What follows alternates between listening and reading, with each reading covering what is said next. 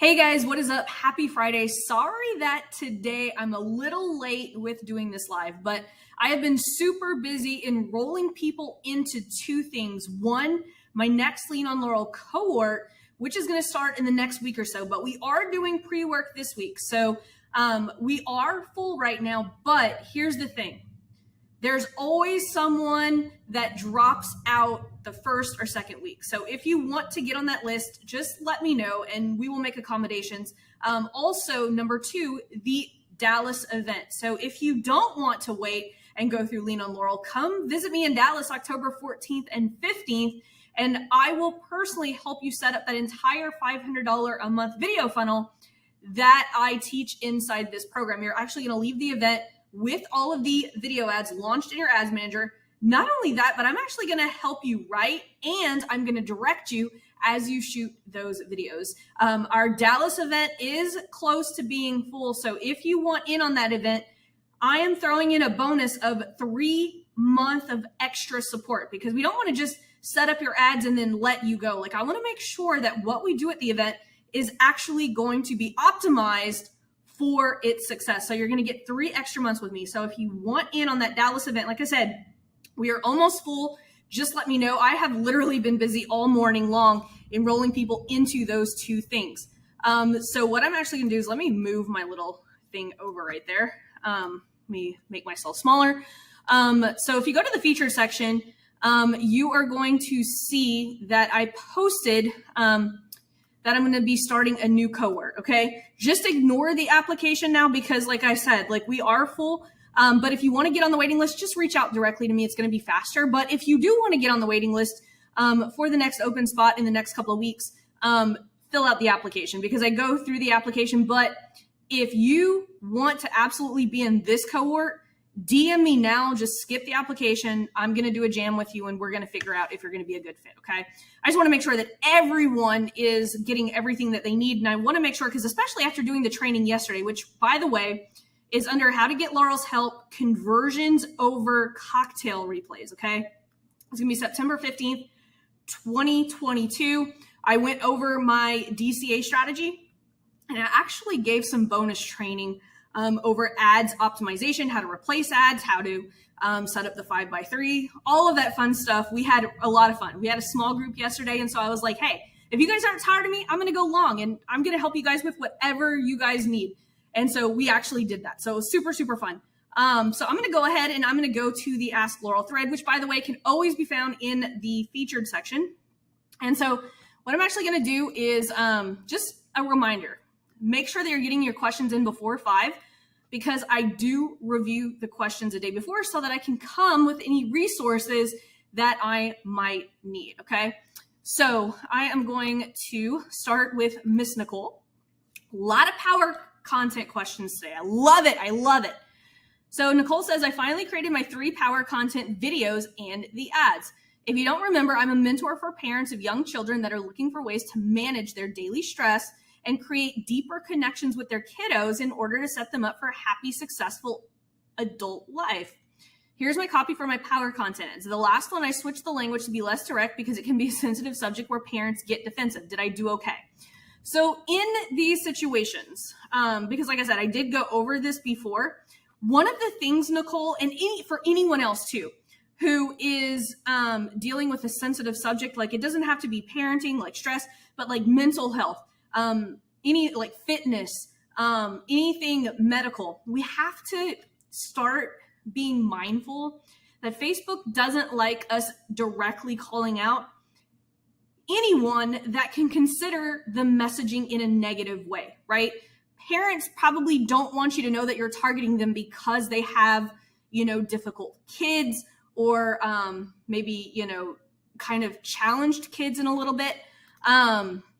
And I don't mean that in a like offensive way or anything. I just want you guys to be clear that like whenever you are running ads to an audience that could perceive your message in some type of negative way, like personal attributes or even attributes of someone they love, Facebook tends to get a little picky. So Nicole, I'm just going to warn you that I would probably write this in third or first person. So if you're doing this, have you ever tried? Now, if your ads got approved, that's awesome. I would just say, just proceed with caution, okay? Because I have seen ads get approved and then, rejected later. We just want to be careful. So I'm gonna give an example here. Have you tried every single discipline and reward technique out there for young children, yet you're still experiencing constant meltdowns and opposition? That would turn into most parents who are experiencing constant meltdowns and opposition from their children and have tried everything, usually do this. In the next 5 minutes, I'm going to explain the techniques that I use with my private clients in order to correct those problems, right? So you see how I went third person? That would be my recommendation, just to be on the safe side. Because again, if you are singling out parents who might have, disruptive children or for any reason, right? Facebook might not like that. So Theo has some tracking issues. Okay. So I'm gonna save a little bit of time here. So Theo is getting purchases in his ads manager, but no actual purchases are happening in Kajabi. Theo, I know, I feel your frustration. It happens to everybody. It's nothing that you've done. It's just Facebook ads tracking is just messed up. So if you haven't put the Google tracking in place to track with Google Analytics, you're going to get a much more consistent tracking. So anytime, and this is good for all of us to know, okay?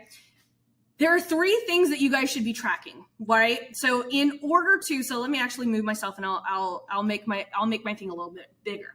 So in order to get decent tracking, okay, there are 3 things that I do for my clients and my private students that ensure that they get the most accurate tracking possible, okay? Number 1 is obviously making sure that you're running ads from a verified domain and that you have your aggregated event measurement set up, whether it's through the Facebook Pixel or through the Facebook API, okay? Neither of those are guaranteed to be accurate tracking. So he's having issues with the retargeting ads saying that he's got purchases. Now, this isn't tracking purchases of you visiting your thank you page. The way that the Facebook ad system works is that people would have to come and buy through the ad. So it's tracking it from the ad to the landing page to the thank you page, right? So unless you came in from the ad, it's not going to track a purchase. Now, sometimes Facebook likes to take credit for purchases that happen, but if there are no purchases that are being made, it's normal. Like everyone's going through it. So that's the first thing, right? Make sure that you have your API tracking setup or the pixel setup, right? So that's number 1. The second thing is you want to make sure that you have your Google Analytics setup with the UTM tracking codes. And if you go to Tracking 101 here in the program, okay, I'm going to move myself to the side. So I use Google Tag Manager to manage everything from my Google Analytics. So a lot of people have a misconception about Google Tag Manager. People think that just because they have Google Tag Manager installed, that it's actually tracking stuff. It is not. Google Tag Manager is just a container that holds all of your pixels from multiple platforms. You still have to install Google Site Tag and the events from Google Ads, okay? So I track everything through Google Tag Manager. I show you guys how to install Google Tag Manager, how to utilize all of the social platforms through tag managers, and I have all of this guided instruction for installing each of the tracking events from all of these different platforms.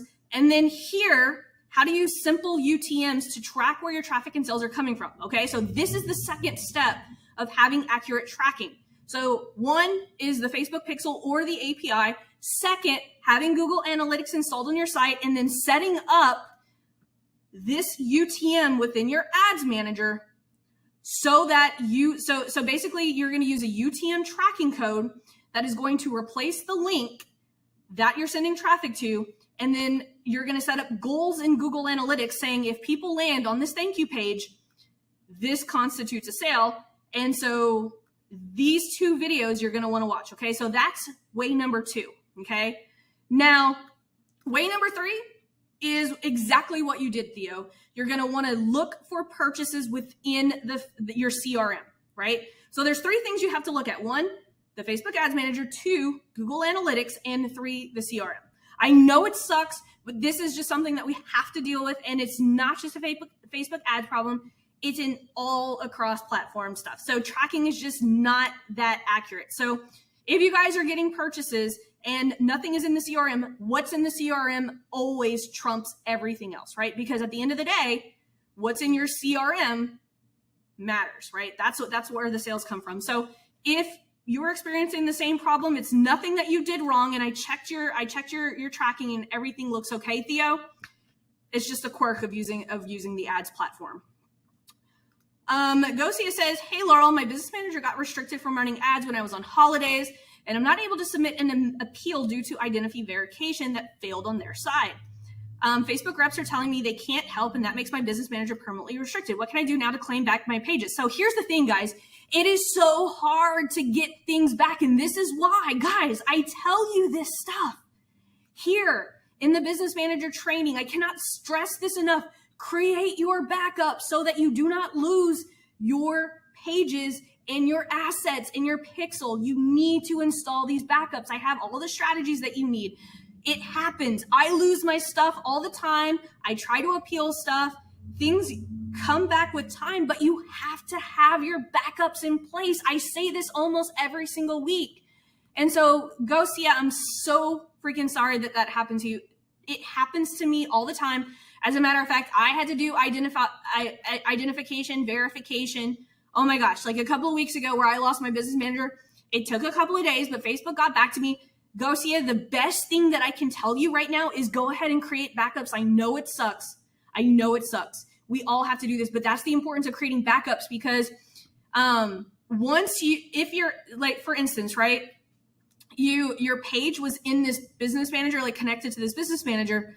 And so you lose your Facebook page if your page isn't protected within another business asset. And that is why in this training, I teach you guys how to put your pages and your ad accounts and your pixels in multiple business managers. That way, if your business manager gets shut down, your assets do not get shut down because they're safe in another business manager. Now, so Gosia, I want to give you something actionable to do. 1, create those backups. But number 2, keep appealing, okay? Don't stop, just keep appealing. Adam says, hey, Laurel, here's one of my power content ads. It has been running for 2 weeks and is getting 100% video views for less than $1. Dude, that is the KPI. Like he said he would love to give my feedback, but guys, don't, like, you can have my feedback all day, but if it's hitting the KPIs, there's nothing we need to change, right? There's nothing we need to change. Now, if I were to critique this and say, hey, well, you're missing a headline, you're missing a promise of value. You just said, if you're a guy and want to improve your singing, check this out. It doesn't really tell me what I'm going to find out, if other than I'm going to improve my singing. But doing something like, hey guys, guys who are struggling with improving their singing, in the next 5 minutes, I'm going to show you this vocal technique that's going to do X, Y, Z, and give them a cheat sheet. That's my recommendation. Like, just follow my power content formula. Like, my power content formula is built to get not only sales, but also to build up that invisible audience. But here's the thing. You're hitting KPIs, Adam, so it's all good, dude. I don't like telling people like what they should do if it's hitting KPIs. It's hitting KPI. But like I said, if you were to ask my critique and you wanted to test another video against this one, that's what I would recommend, is following my power content formula. My power content formula, this goes for everybody. Anytime you're posting a Facebook Live, anytime you're posting any type of content, headline, promise of value, CTA. That is everything that needs to be in that copy. So Sonia says, hey, Laurel, I'm recording my power content video. Is it okay to make reference to women in the promise of value? For example, if you're a woman going through a divorce, in this 5-minute video, I am going to show you. So see my recommendation for Nicole, right?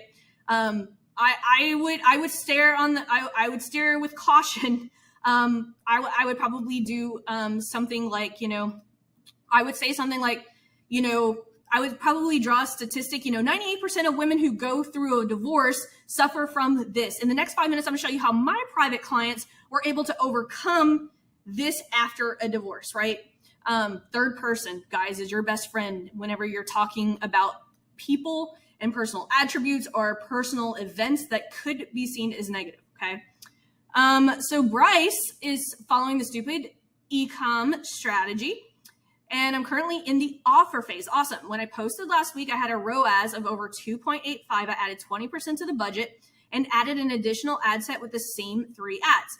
Since then, I've only had one sale from the initial ad setup. It's been 6 days since I've had a sale, but the ad set is still meeting the other KPIs. It has around 100 landing page views with a conversion rate of 4%. That's pretty good. 4% is really good.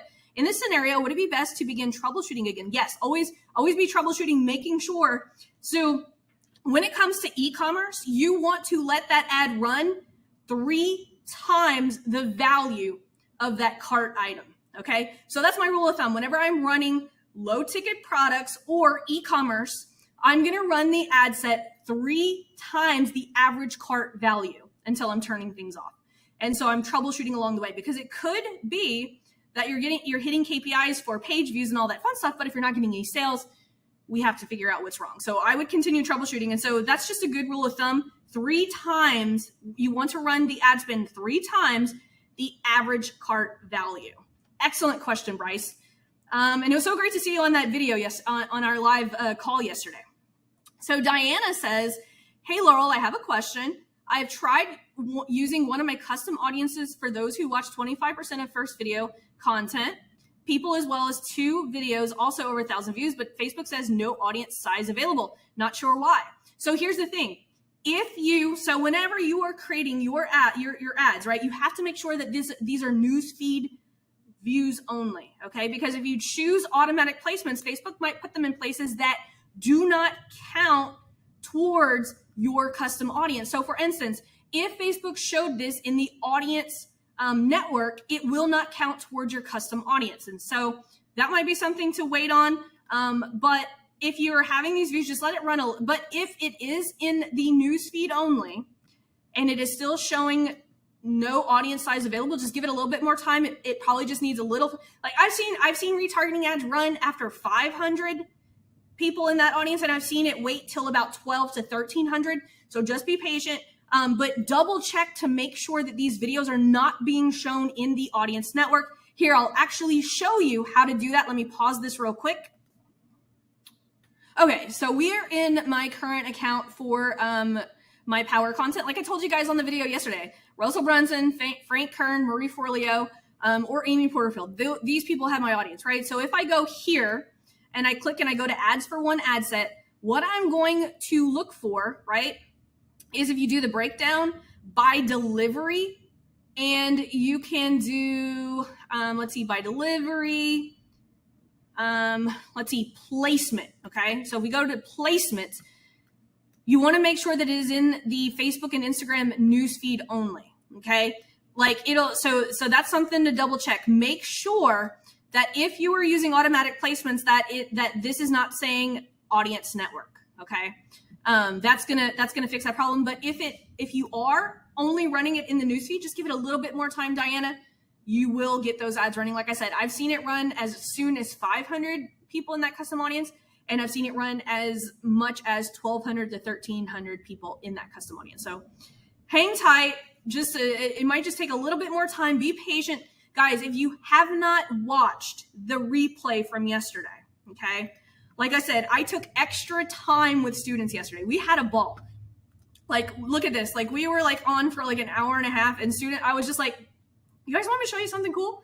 And they kept saying, yeah. And so like I stayed long yesterday. We had a good time. So if you have not had time to watch this September 15th, 2022 replay, I go over the $500 a month video funnel in detail. So if you guys have any questions about Lean on Laurel, if you guys have any questions about my Dallas event that's coming up, drop me a line in my messenger, okay? Because we have filled up Lean on Laurel, but here's the thing.